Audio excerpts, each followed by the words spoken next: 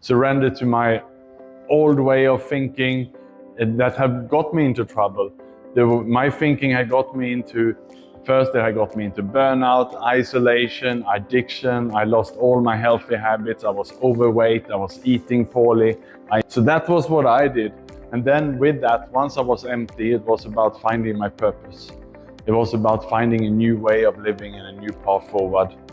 Then the third step was the connection. But before connecting with others, it was about the connection with myself, really healing myself and coming to terms with myself, forgiving myself for the things I had done. Because when I was sick, I harmed a lot of people, I harmed myself. And before I forgive other people, I had to forgive myself for what had happened. Once I had the connection then, it was about setting some goals. And we worked on that last time in March, setting some goals for yourself. We went into that yesterday.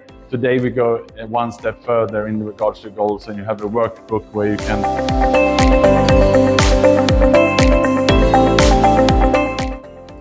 So far it's going great. I think it's an amazing way for all of us to come together to share how we feel on a daily basis.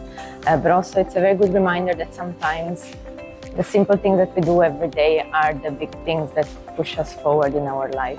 So I look forward for the second part of the training today. It's been really helpful to kind of get reminded of things that we don't usually think about.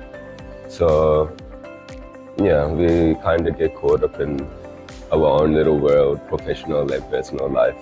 So it's always nice to kind of get a little time to pause and think about the choices that you made in the past, and to kind of look forward and make those choices into more effective ones for your well-being.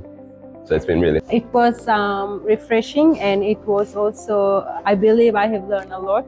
And with the team together, it is a very good platform where we can come and talk about these internal issues and the deeper meanings of those things and help each other and to be vulnerable.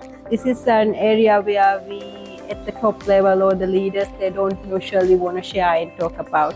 But from the last 2 days that we have this session, it was good to be open up.